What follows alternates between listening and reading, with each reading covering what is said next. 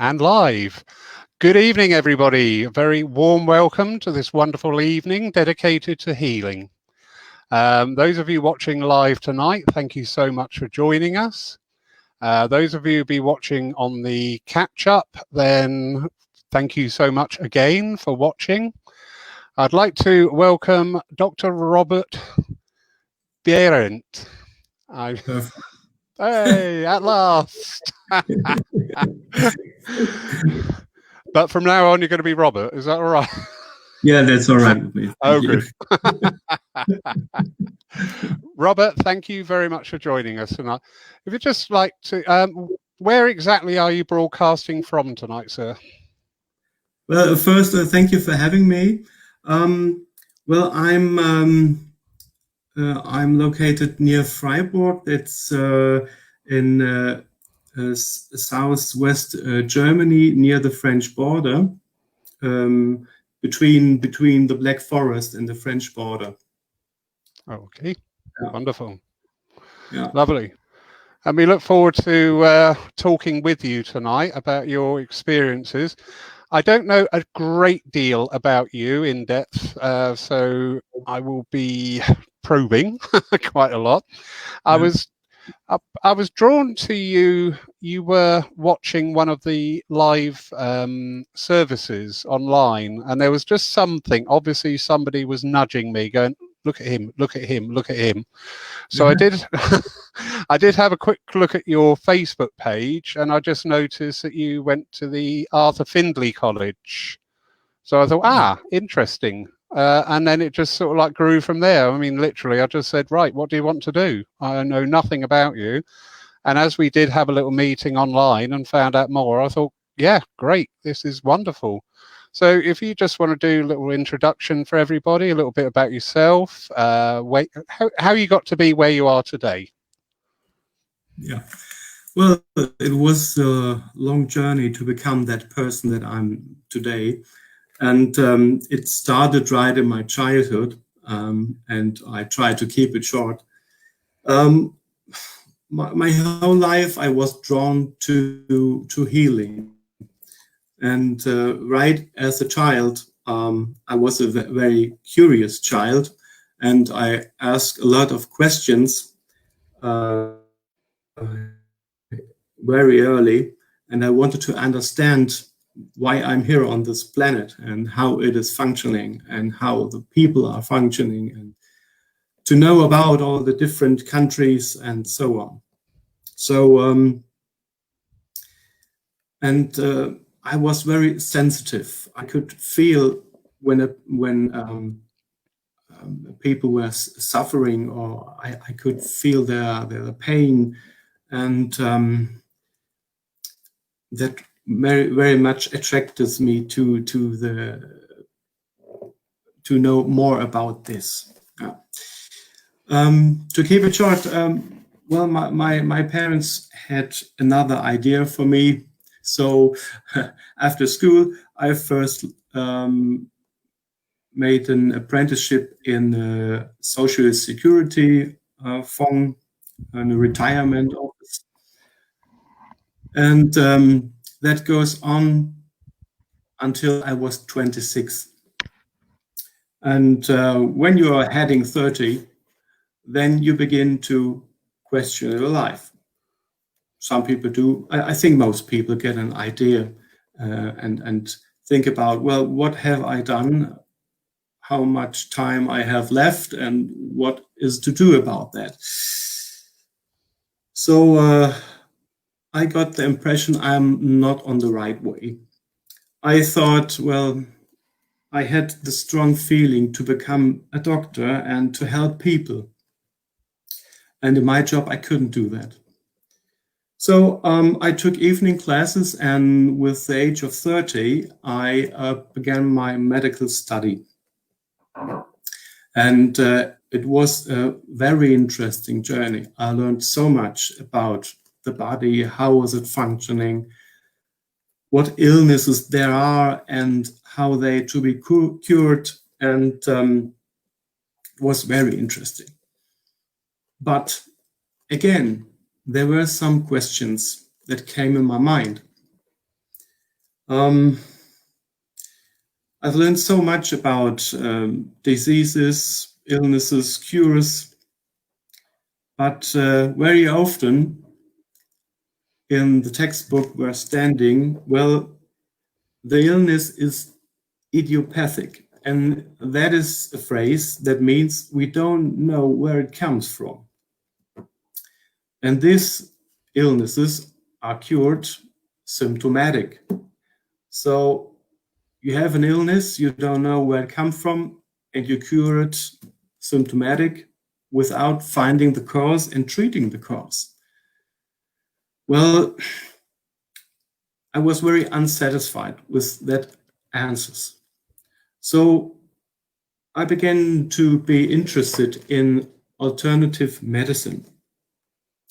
I've done an acupuncture course. I was interested in Chinese medicine, and I've done a Reiki course. And then I saw there are much more concepts about the human body, how an illness is caused, and how to be cured. And I couldn't understand why the regular medicine doesn't use this knowledge, this very, very old knowledge. And I think it's a mix of ignorance and false pride. I don't know. And these experiences were going on. First, I was in internal medicine, and the experience I made there was people come in, were treated with pills, go out, and 6 weeks later I saw them again. And then I've made a very interesting experience. Sometimes we got people, they are sent to the hospital to die. And then I looked on the medication plan, and I saw, well, they are taking 10 or 15 pills. And it's often the case that when someone is dying, you end the medication. You set all off and to let the patient die in peace. And I got several cases where the patient got stronger, healthier, and I could dismiss him as cured, and he lived for several years, but with only 3 or 5 medications he then has. So that was very interesting. And there is another point. I think we are combining very much drugs, and they all have side effects, and they all are interfering with each other.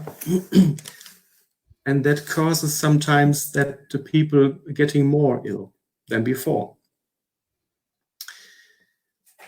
So I was unsatisfied with that, and I thought, well, I am also interested in craftsmanship. So I changed the subject to surgery.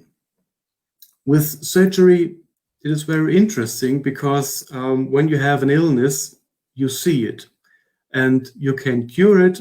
And most of the times, the patient is dismissed as cured. And that is, in my opinion, a very, very satisfying subject then. And that is how it comes to surgery, and that is what I do today in my own practice. I'm specialized on foot and hand surgery, and that is my daily job. I have a day clinic, and then you're now asking, well, where is the spiritualist there, and where is the healing?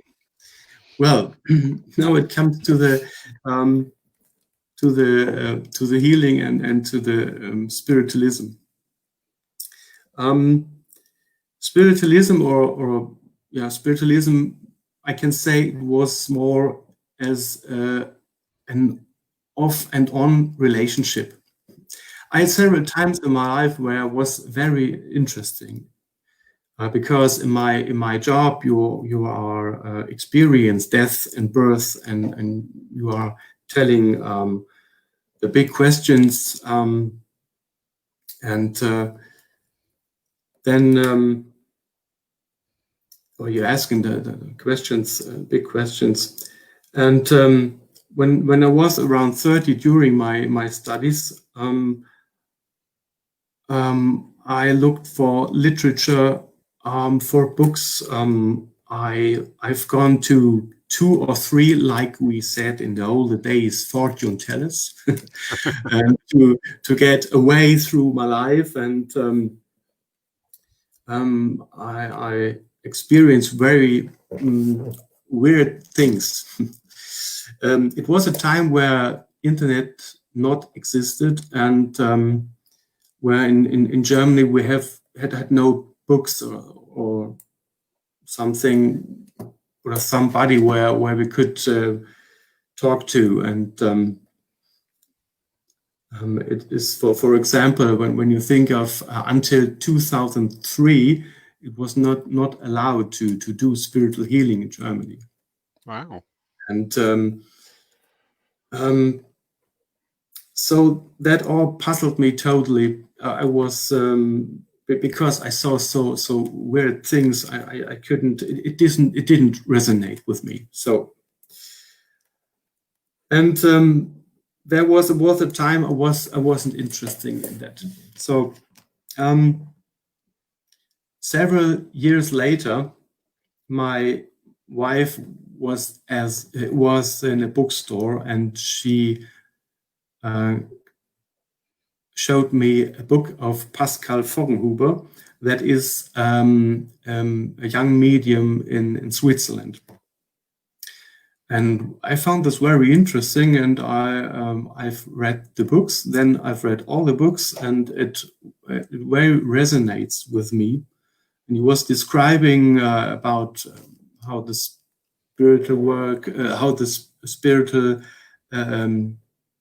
world looks like, and about all the things I was very interested in, and I could very understand everything.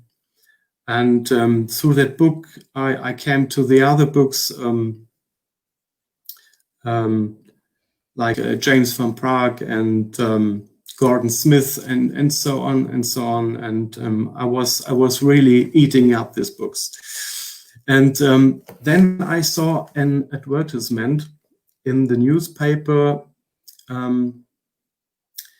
There was an evening of mediumship and healing in Freiburg. And the host of this was Klaus Mori, that is a medium, a friend of mine. And I went to this evening with my wife. It was the first time that I attended to such a meeting or evening. And we came a bit late, and there was a guest medium that evening that was David Cole from England. And I was right sitting on my chair. Then he comes to me and said, "Well, I have a gentleman here for you," and was totally puzzled. I thought, well, what me? What? What? Go away! Don't talk to me. Got this name on for me. And then he was telling me things, and I was always saying no, and my wife was telling yes. So this is my address to all mediums there outside. Don't accept a no, because sometimes the people are very puzzled about what happening to them. So they rather say no, and but it's yes. So Yeah. keep on and don't accept the no. Well, and this evening changed my life. So I attended at a circle of Klaus Mori, and then I got to know other mediums, and I was doing evidential mediumship and all the things what you try out. And I felt I was drawn to that spiritual healing. It was very interesting for me, and I wanted to know more about. And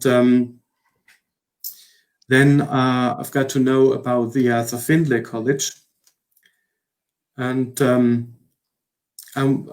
because I have a scientific background, I wanted a proof. I wanted evidence. And the first course I attended at the Arthur Findlay College, that was experimental mediumship. That was with Martin Karlov and Kim Moore-Cullen. And again, this changed my life, because after this course, I was a believer, you can say. And I had so many doubts, and well, we tried out many things. It was very interesting, sitting in a cabinet, taking photographs, transcommunication with radios, and so on and so on. And well, that totally convinced me. And then I wanted to get more. And during my stay there, I've read about the H1 course, the training for healing. And I enrolled for the H1 training as a new healing medium. And it was a very interesting course. And I've done several courses at the Arthur Findlay College, the SNU Healing Week and the Healing Celebration Week, and so on, so on. And then finally, I had my upgrade or my assessment in January this year, so in Cardiff, and I had a wonderful teacher. This is Andrei Georgievich, and the meditation we do later is he developed, and he allowed me to use this, but to that we come later. And next question is then how I do use this in my daily routine. How can a surgeon integrate that? Yes, very interesting. Yeah. First of all, when I do surgeries, I always call my spirit team to help me, and well, I'm very convinced it works. So that's the first thing. I make the connection, and I feel I'm supported.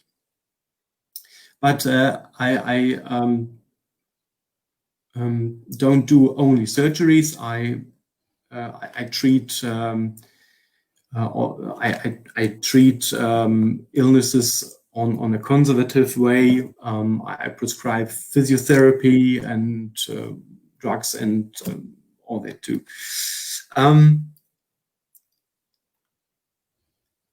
What the patient that's sitting in front of you, you can say, well, he has this disease, and you give like a scheme, this and this pill, and have a nice day. In Germany, most of the patient-doctor contacts are 3 minutes, maybe 5.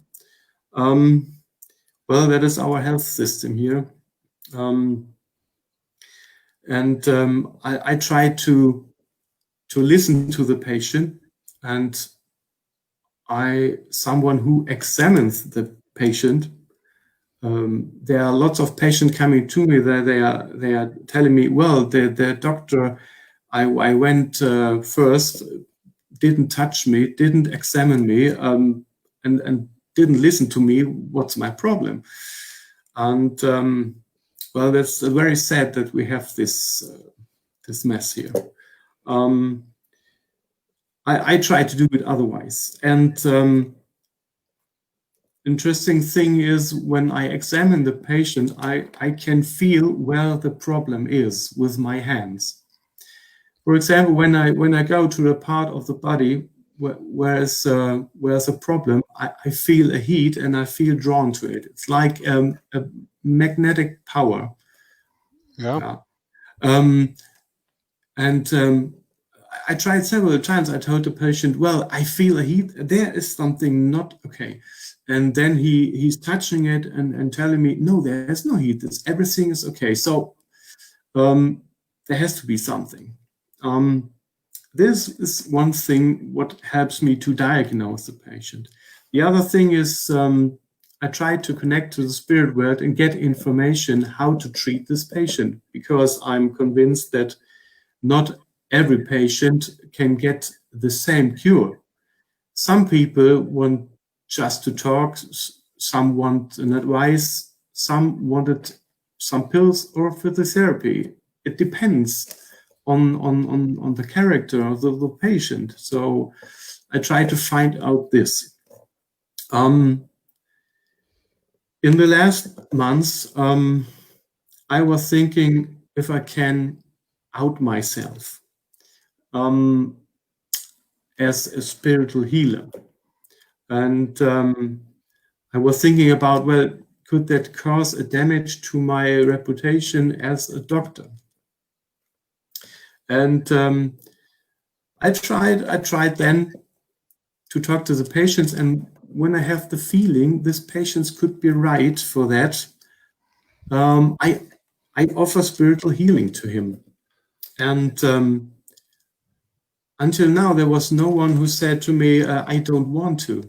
Mm-hmm. And I have made very good experiences about that.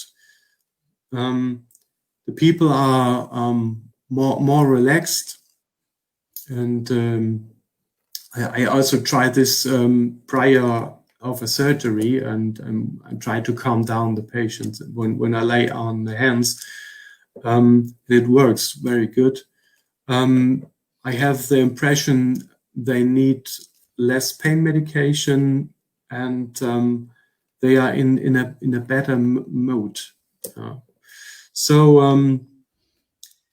and I had lately a patient who was asking me, well, doctor, I've heard you doing some things, and I have my daughter, she has cancer, and could you come and visit me? And I first I said, well, how do you know this? But but then I told her, well, okay, you're right. I come to your daughter and I will visit her. So it was also a very good experience. So it was a good thing to go out now, and I never had a problem with that. So all the doctors out there that are doing such things, just go out and try it.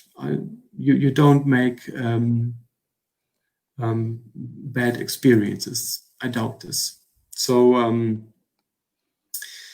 that is what I use in my daily routine.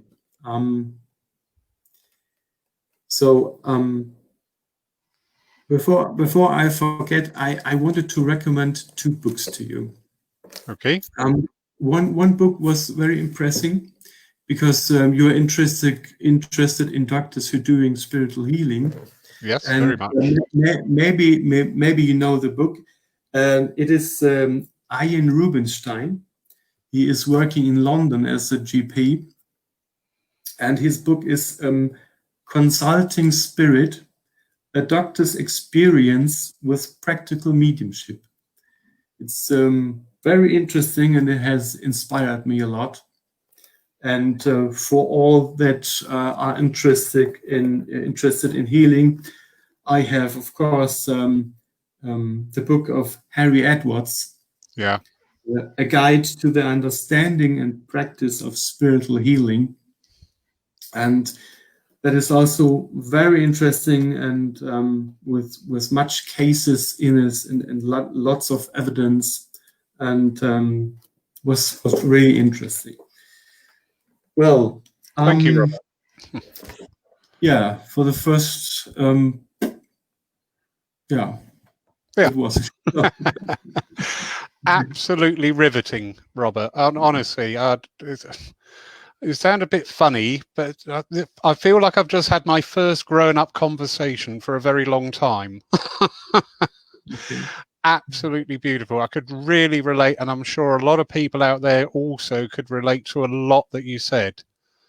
You know, especially like when you went to your first meeting and you were sat there going, no, and your wife's going, yes. As a working medium, the number of times you see that, you end up talking to the person next to them because Yeah, right. we just forget. It's like rabbit in the headlights. We go, so right. wonderful, wonderful.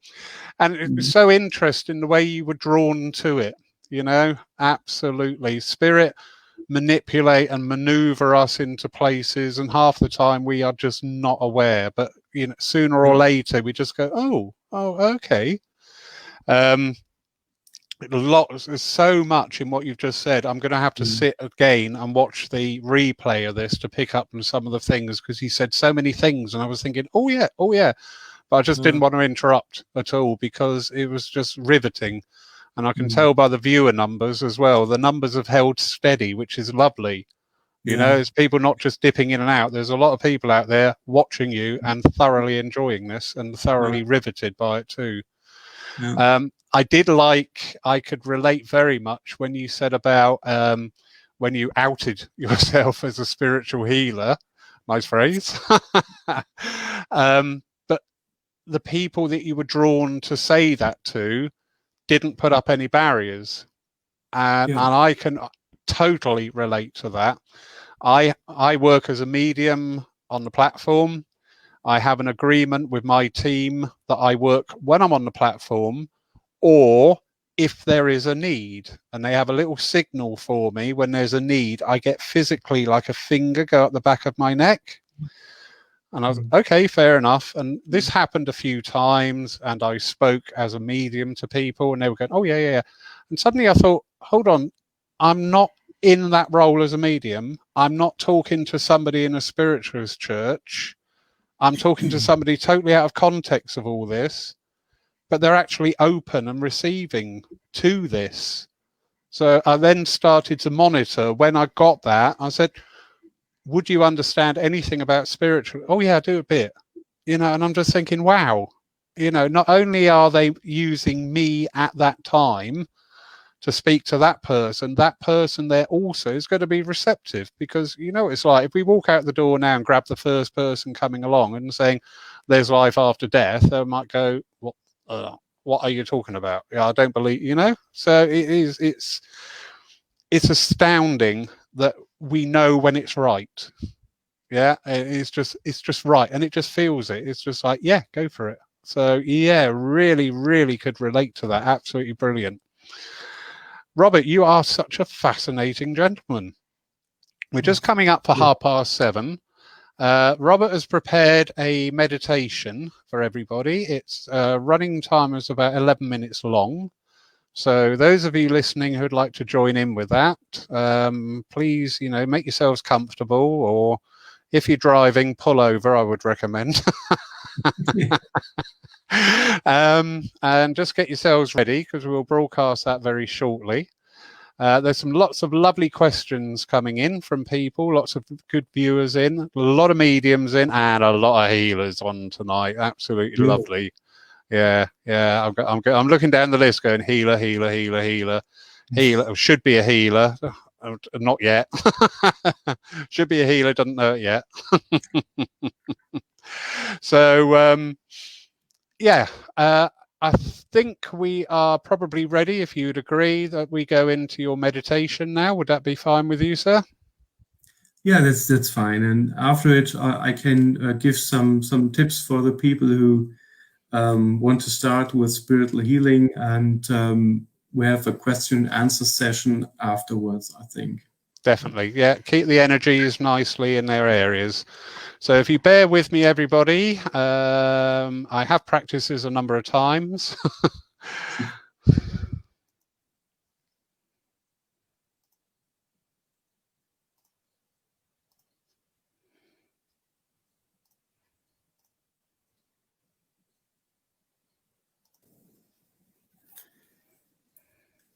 Relax in your chair, nice and calm. Breathe in and hold your breath. 1, 2, breathe out. Breathe in, hold your breath.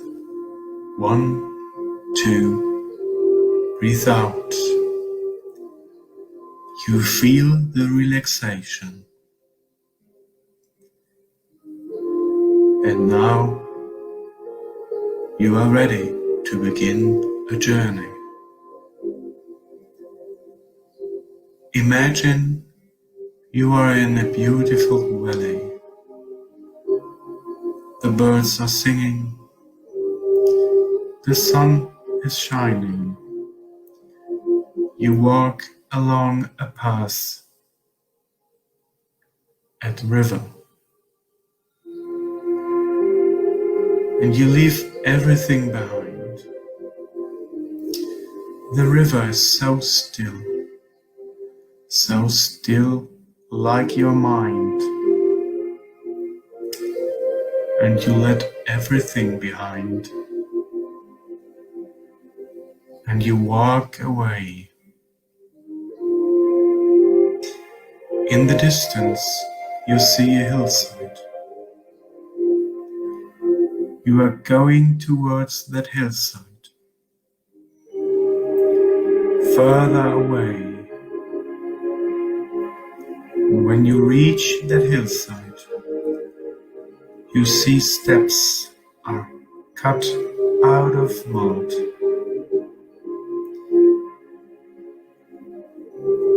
You set your first foot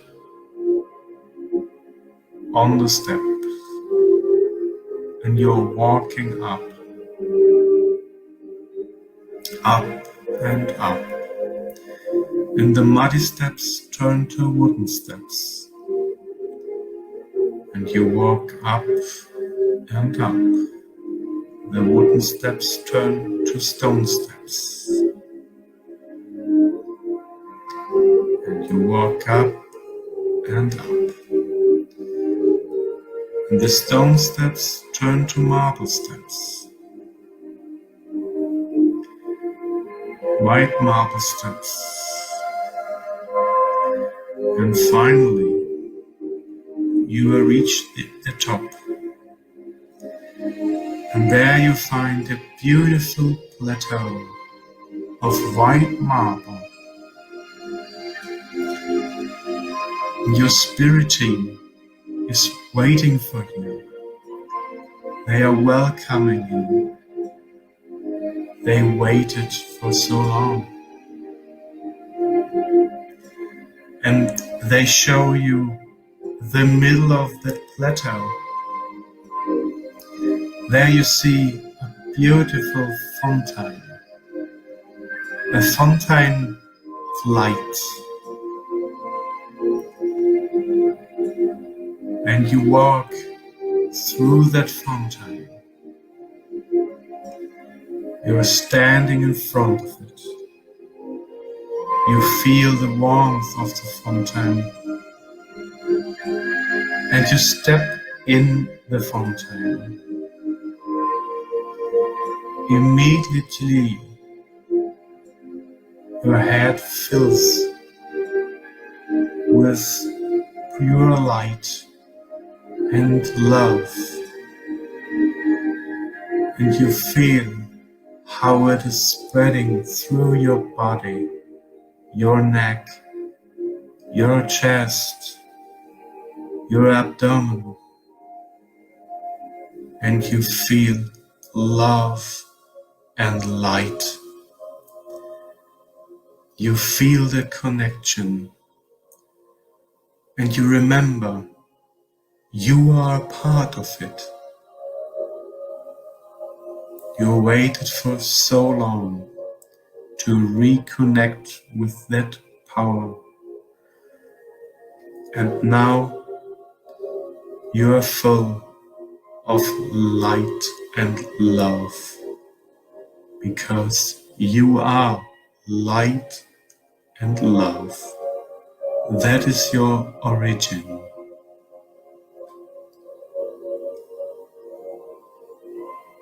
When you look down to your feet, you are standing in a pool of light. You see a mirror forms, and in that mirror you see a person that needs healing. And you are so full of the power you want to share, and you want to send this healing to the person you see in the mirror.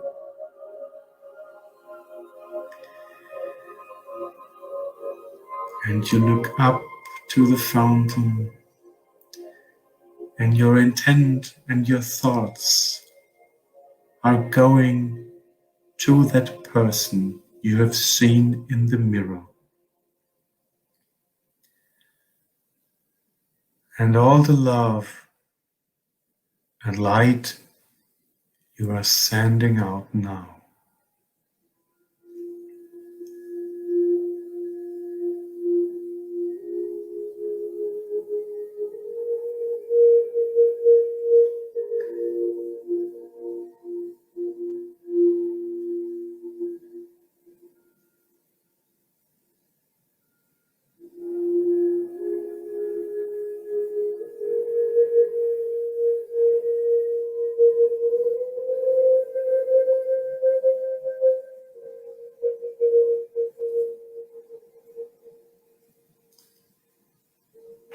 And now you look again in the mirror. You see the person, and it seems as she recognizes you. And the person looks calm and relaxed. You know you have fulfilled your task. And the mirror now disappears.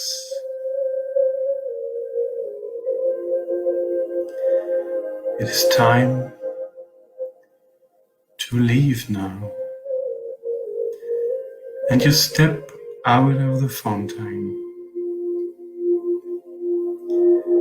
Your spirit team is proud of you. They are smiling to you. You have done so well. And then you will walk with them back the plateau to the steps.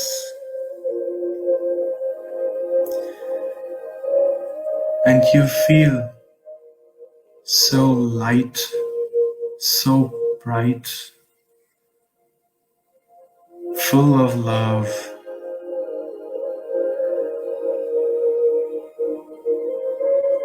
And now you say goodbye to your spirit team, but you know you are a part of them. You walk never alone. They are there for you every time. And you are going down the steps, the marble steps, the stone steps, and you're feeling so light, so bright. You are flying down the steps like a feather. The wooden steps, the muddy steps, and you're now back on your path. And you walk on the path along the river. You're feeling the feet on the ground.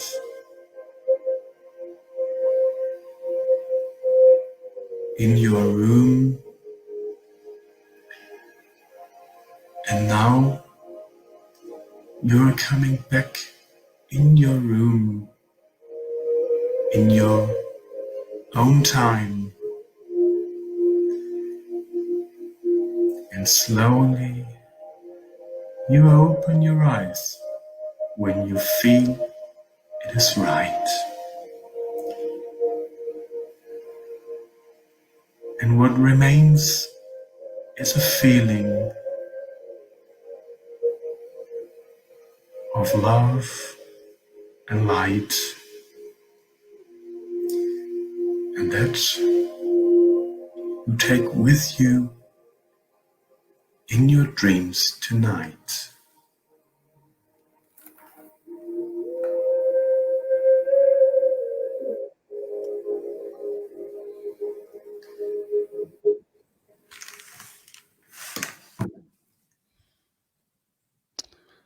Wow.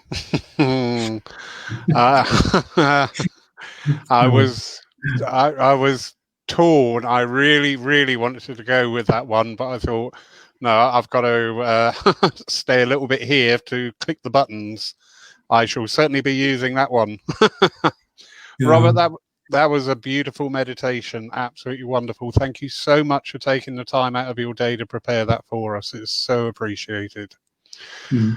Now, sir, we have a few questions. Everybody is...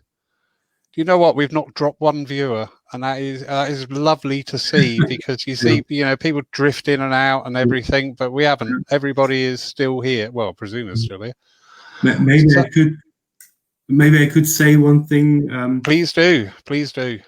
Yeah. If you're interested, I have to give credit to the artist of the music. That is Nigel Shaw.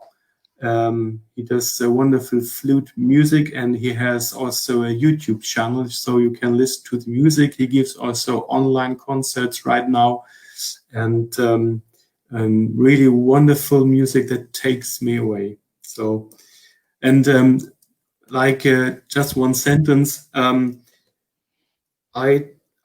told during the meditation, reconnection to the power, to the source. And that is something I want to give you as a motto. And that leads to the questions, why get people ill? But now that's, I go too far with that, then we have to do another session. Yes, definitely. Try to shut your digital world off, take your time off, and we are so distracted nowadays, and the times are very, very fast. There comes something in my mind when you think of the older days, when you sit down writing a letter, going to the post office, and then you waited for the answer for the next 2 weeks. Now you're writing a WhatsApp, and when you have no answer within 2 minutes, well, then you're thinking, well, what's going on? So, yeah, that's in all sectors of our lives. I think it's too fast for us, and we have to take time out to reconnect, to find to ourselves, and to do self-healing. Very, very wise words, Robert. Very true. Very true. So we have the lovely Fiona Parry Dodd, who gave a wonderful evening on healing last Saturday here on this channel. And she's asking, how do your medical colleagues relate to you combining spiritual healing with conventional medicine? Also, have you inspired any of your colleagues to find out more about spiritual healing?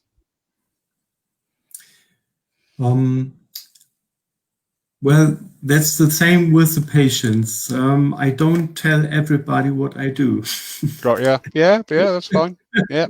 So I have some that are interested, and you know what is common here is Reiki, for example. It's we have some people who do this, and I try to inspire. When I think that's the right person, I tell them and try to inspire them, because we have to grow. So yeah, that is so true. Yeah, we for us, you know, it's so wonderful. We want to go out and share it with everybody, but all we end up doing is putting ourselves in the firing line for those not so as developed or whatever, you know, and always say there's more to be gained by the quiet study in a library than there is in the discourse of an open forum. So yeah, very true. When you come to the point, is spiritual healing working, and are there studies? The problem is, in Germany are very less studies. I know there are some people who do studies, but they can't get it published. That's a problem. When you want to publish it in an important magazine, there are mostly 3 people who look at the article, and well, 1 or 2 say no, that we don't want to have this in our newspaper. That's still the problem, and there are very much studies done in America or in England, and also at the Arthur Findlay College, they are done very much studies with with the University of Northampton, I think, and much more. And that is what they what they are telling me at the Arthur Findlay College, that many universities now are interested to do these studies, and this has risen the last 8 to 10 years, and that gives me hope that we will have more studies for that. Yeah, very true. I agree wholeheartedly there. It's very slow to start, but it is there. We had a gentleman come and use the church, and he was a doctor from India, and his specialist field was cancer. And at our local hospital, we've got a very big cancer unit, and he was down here for 6 months for whatever reason. But he was using the church regularly, so I got talking to him, and I said, so what is the link? Why are you looking into the spiritualist churches, you know, in your field? And he said, well, it's very interesting. He said, we have 2 wards at the hospital he came from, and he said, one ward people recover quicker than the other ward, and we couldn't understand why. And he said, now I'm just thinking, is it the simple fact the recovery ward where people progress quicker was painted blue, and the other ward was painted just like a nondescript beigey colour? And he said, and I wonder if it's that vibration. I thought, how interesting. How interesting is that? Mm-hmm. Yeah, you know, really. Mm-hmm. We had a little discussion the other night. We were talking about music as a vibration and sound as a vibration, and that being brought into the healing energies as well. You know, all these things, we vibrate, and anything that vibrates can affect our vibration. So yeah, really interesting. I have a question here from Fabrizio. as a doctor, do you have to totally separate spirituality at your workplace, or is the conventional medicine is a start to opening to spiritual matters? I think Fabricio, Robert sort of did touch on that earlier. He was saying that people come to him for a consultation, and a few you get drawn to say, well, hold on. But also, you said something, and that was intriguing to me because I'm a very nosy person. You know, you said that in a standard consultation, before you ask your team, and I think that's awesome, because how often do we forget to ask for that support? But you're also drawn as part of your consultation, be it it's that whole holistic approach, isn't it? You have got the qualifications, the knowledge, the understanding there, but you've also bringing in this other dimension as well. How awesome is that? Yeah, that is what I do. Yeah. Yeah. So I hope that's answered your question, Fabricio, because we're not having another one.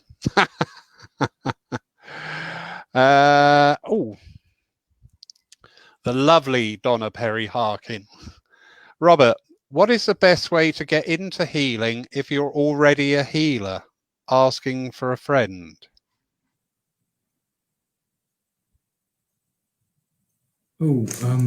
Yeah. Donna, we might need a little bit more clarity on that question, my darling. Yeah. So, there we go. Jan Paul, again, I think probably you've just covered this. How does your medical organization board view spiritual healing and you as a healer? Well, they don't accept this as an official part of my work. Yeah. That's the answer. Yeah. So, yeah. Jamie has always got a good question up his sleeve. Robert, how widespread is the practice of spiritual healing within the German health service, and in what areas is it used? I don't know if I'm misinterpreting you, Jamie. I would say it's sort of like the practice of holistic treatments, because in the UK now we are recognizing within the health service Reiki. You know, there's a number of health boards that now employ Reiki practitioners. Well, we have some clinics who have also a department for holistic treatment, and there they try out Chinese medicine, acupuncture, Reiki, and such things. There, they have a department there. Yeah, we have some. Yeah. But it's not widespread in Germany. It's more in Switzerland where the people are more open to it, because and many mediums are working in Switzerland. So there we have two institutions or organizations. That is the Basler Psi-Verein and der Psi-Verein. There are two organizations. They give courses. For example, Stephen Upton is there and doing a trance course, and so on. And in the last years, there are some organizations who doing courses in Germany. I've done a trance healing course in Germany. I organized it with Andrew Georgievich, my healing trainer. And I wanted to, the next course I wanted to do is spiritual healing and yoga. Ooh. It's a very interesting thing I want to do. Excellent. Lovely. Lovely Susan Townsend. Robert, are you able to arrest disease or illness which is in the subtle energy fields prior to it manifesting in the physical body? So I think Susan's just asking there, you know, have you ever been aware that with your healing, you've probably either delayed or negated the onset of an illness. So you've caught it right at the root before it's had chance to spread or flourish.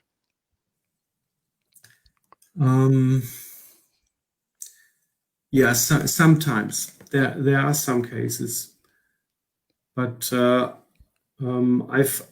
have to do this more to talk about that. And I remember, for example, I had a lady who had a frozen shoulder. That is something where you can move your shoulder, and she got physiotherapy, she got injections, and then she came to me, and then I offered her spiritual healing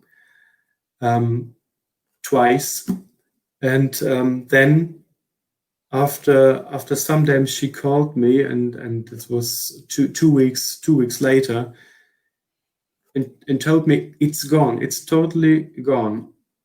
It was half a year. She got treatment. Nothing happened, and after 2 sessions of spiritual healing, she could move her arm without pain. Never had to take pain medication. I was very surprised too. I had some cases where I can tell you it worked, and I have no other explanation for that. It is so fascinating. We could talk all night on these subjects. Something springs to mind there when you do have these fantastic recoveries. You know, how much of it is you and your spirit team, and also how much of it is the person themselves? Because, you know, I always say, people ask me about having spiritual healing. Should I have it? What do you think? And I said, well, if you sit there and think it's not going to work, guess what? It's probably not going to work. It's true. If you sit there and accept, you know, so is the healing, is it the healing itself, or is the hello, I've gone all blue here, that's nice. Thank you. Is it the healing itself, or is it that healing is just sparking that catalyst within that person, that one spirit, to go, you know what, I can overcome this myself, I've got it, you know? Yeah, there are several factors that are important. That is the healer itself, his personality, it's very important. The surroundings, the place where you do healing is very important. That is what we also learn during the course to set a good environment. But it is important when the people ask me, do you heal? You are a healer, and I tell them, no, I'm a healing medium. Yeah, not the healer. I just just a middler, like a radio. I have to transfer the healing energy, and during this process, I withdraw, and I don't. I try not to stand in the doorway. So that is very important. When I first started with healing, I thought, well, I have to ask the people, what do you have? And maybe they come with a bad knee. So I have to concentrate on the knee, heal the knee, heal the knee. That is distracting you totally from the thing what you want to do. That is what I told very earlier. You don't know what is the cause of the disease. And what do you learn as a healer is that you are working together with the intelligence. They know where they have to go to give healing. And some things can't be healed, but you can work for a pain relief or a relaxation, or you don't know on what level the patient needs the healing. And so as a healer, I think you have to give the decision totally to the spirit world, because they know what to do. That's very important. So make the connection to the patient, make the connection to the spirit world, connection with you, and then let it flow. That's all. Yeah. Yeah. Step out of the way. So, yeah. So wise. So wise. Thank you. No. Lovely. Paul Dodd. Do you need to have insurance for spiritual healing alongside professional indemnity insurance for your conventional medicine? No. No. There's nothing in Germany. I have to be insured as a doctor, but you can't be insured for spiritual healing because it's not official treatment. So Got you. Yeah. Yeah.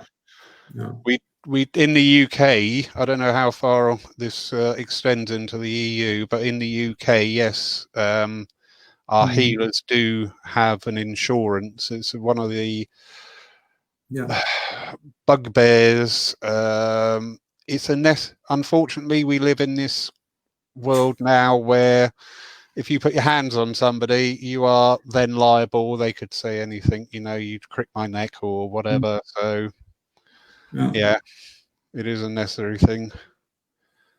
Oh, hold on. Oh, that's a good one. Christine. I am practicing healing in a circle and I want to train how to feel what is wrong in the patient. Do you feel a difference in temperature in different parts of the body? Yes. Nice and easy. Yeah. I have to put on the light. Maybe. Yeah, thank you. You were disappearing. It's getting dark and I'm fading away. So okay, that's better. So yes, that's I told earlier. That is what I feel. What I have learned during my courses I attended to is a body scanning. You use your mediumship ability to do a body scan, and what we else did is to work with colors, and maybe when we imagine the patient, and you see on a part in your mind's eye a red color, it could stand for inflammation. And so on. The colors have a meaning, and these are two very interesting things. What you can learn, it is the body scan in your mind's eye, or to work with colors and look it up. They have all a meaning. It is very interesting to work with that. That is fascinating, Christina. I really hope you heard the response there. Yeah. So Robert feels a difference in the temperature. That's fine. But don't forget, Christina, we are all unique. Everybody is unique, and your spirit team too, the way they work with you is a uniqueness. So try the colors, try the temperature, try the feeling, just try where you're drawn, just work with it. So yeah. And also sit with your spirit team and say, okay, I need this ability because, why do you want to have that ability to know where to be drawn to? Think that through and present that to your spirit team and say, okay, I need this ability because, it's a continual learning process, Christina. Us and our spirit team, and we do, even we all do it. We forget to ask everybody else. We just go, oh yeah, I'm going to do that. And they all sat in the background going, carry on then. Yeah. Robert, do you know what a brilliant evening. Do you know, honestly, I'm blown away. Christina just says thank you for the answer there. Thank you, Christina. I am blown away. A wonderful evening. I can sit and listen to you for ages. You said tonight this is the first time you've worked like this. Well, I can guarantee you it won't be the last time. You've got a lot to share. You're so amiable and approachable. Yeah, absolutely wonderful. And I'm sure sometime it's in the near future, we would have another evening with you, maybe on a different aspect. That would be absolutely wonderful. So Yeah. For example, I'm very interested for physical mediumship, and Yeah. I do table tipping and photography and so on, and that would be interesting evening to talk about that. So maybe. Yes, yeah, definitely. Physical mediumship does capture a lot of people's imagination, very much so. It's one of these fields that I am drawn to the physical mediumship. I have been away and done a few weeks away with the physical. In fact, I should have just been up in Scarborough a couple of weeks ago for a physical mediumship weekend. But it just hits everybody on a different level, you know. It's a fascinating subject, and if I could take you up on that offer, yes, please. We can schedule a special evening in with you on your physical mediumship. That would be wonderful. Yeah. And I hope there comes a time where I can visit you in person and Definitely be part of your service. Yeah, well, actually, I've got a better idea. I'll come out and see you in Germany because okay, yeah, that sounds great. Welcome. No problem. At the moment, I can only go to the end of my drive. Very dull. Same with us. Robert, a lot of very positive comments coming in. As I said, I really feel like I've had a grown-up evening this evening. It's been wonderful. I'm not being funny. It's been wonderful seeing the new types of mediumship evolving on this online forum and the types of services. But I've just been very prompted and very mindful not to neglect aspects of our wonderful understanding, you know, and healing is one of the primary ones. And I think this evening has reached out to a lot of people on a new level. You know, it's not just messages, which is going on. You know, we've got the whole kit and caboodle here. We've got healing, we've got philosophy, we've got physical mediumship. There's so much out there. Absolutely wonderful. Janet, oh, look out. Look out, Robert. Your name has been taken. Janet Ridge, who is our church's vice president and medium secretary. So look out. You're written down now. We look forward to seeing you at Paul Church soon. Very interested in physical mediumship. No, I'll be in Germany. So either you're going to get a booking for Paul Church or you're going to have a woman called Janet turn up on your doorstep. Either way. Robert, sir, thank you so much. Brilliant evening. So enjoyed it. Absolutely. The energy, you really felt it. Brilliant. For everybody out there watching, thank you so much for watching this evening. I'm astounded those numbers have remained just so constant there. It's been lovely to see. Coming up this weekend, tomorrow night at 7, we have an evening with Craig Morris, who is a platform medium. He tours the country, very much so, in shows in theatres and serving churches and running workshops. So that'll be an interesting evening to hear his experiences in that field. Sunday morning, we have Elsa Rossi. She is a beautiful lady. She is the chairman of the BUSS, which is the British Union of Spiritist Society. And her service will be totally dedicated to the works of Jesus and bringing Jesus into our lives. So we've got a whole range of different topics, different subjects. With Elsa's service, please note there will be no mediumship. Elsa works very much on the inspirational level. And I do know through experience of seeing her talks, they really are engrossing. They just give you a lot to think about when you go away. So that's Sunday morning at 11. Everybody, thank you so much for joining us. Have a wonderful rest of the evening. Stay safe, stay sane, and stay indoors, most importantly. Take care, everybody. Love you loads. Miss you lots.